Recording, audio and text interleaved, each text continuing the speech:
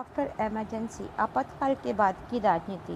The most valuable the lasting lesson of the emergency was learned as soon as the emergency was over and the Lok Sabha election were announced. The 1977 election turned into the referendum on the experience of the emergency, at least in the North India, whether the impact of the emergency was left felt most strongly. The opposition fought the election on the slogan of "Save Democracy."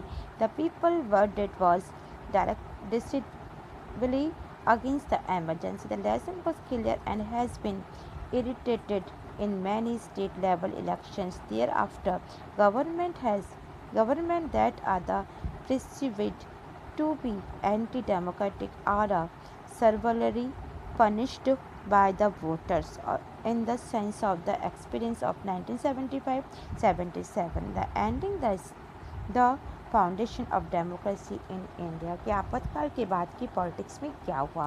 जैसे ही emergency ख़त्म हुई तो लोकसभा के लिए election की घोषणा की गई और वैसे ही एमरजेंसी सबसे ज़्यादा ज़रूरी और कीमती सब इकोनॉमी सिस्टम को राज्य व्यवस्था ने सीख लिया था कि क्या हमें करना है क्या नहीं। तो लोकसभा के इलेक्शन वर द अनाउंस, उस समय लोकसभा के इलेक्शन अनाउंस किए गए और 1977 के इलेक्शन में इलेक्शन की इलेक्शन के अंदर इन्होंने एमरजेंसी के अंदर अपना एक्सपीरियंस इकट्ठा कर लिया था। And the last of the north India, जिस समय इंडिया के नॉर्थ के अंदर खास तौर पर, क्योंकि यहाँ पर एमरजेंसी का असर सबसे ज़्यादा महसूस किया गया था। अपोजिशन पार्टी डेमोक्रेसी बचाओ की नारे, डेमोक्रेसी बचाओ के स्लोगन पर चुनाव लड़ा था, जबकि निर्णायक तौर पर जिस समय एमरजेंसी लगी थी उसकी निर्णायक का तौर इसकी अपोजिशन के विरोध था। एकदम साफ यह है कि कई स्टेट में लेजिस्लेटिव इलेक्शन में भी स्थिति काफ़ी खराब रही और जिन गवर्नमेंट को जनता ने डेमोक्रेसी का अपोजिशन माना उसे ही मतदाता के रूप में उसने भारी पनिशमेंट भी दिया। और इस अर्थ में हम देखते हैं कि 1975 से लेके 1977 का जो भी एक्सपीरियंस हमारे सामने आता है उसमें इंडिया की डेमोक्रेसी को foundation of the democracy of India की स्ट्रेंथ उसको माना गया है ना। Lok Sabha election 1977, the January 1977 after the 18 month of the emergency, कि 77 में 18 महीने तक एमरजेंसी की कंडीशन लगी रही, कंटिन्यूस समय एमरजेंसी थी। The government decided to hold election, government ने डिसाइड किया कि इस समय अब इलेक्शन को हेल्ड किया जाए।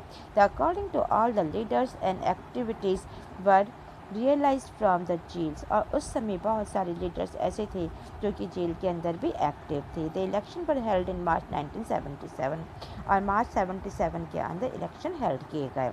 This left the opposition with very little time, इस समय अपोजिशन के पास बहुत ही छोटा समय था। The political development to place very rapidly, और पॉलिटिक्स में जो डेवलपमेंट हुआ बहुत ही तेज़ी से हुआ। The major position parties had already been coming close in the pre emergency period.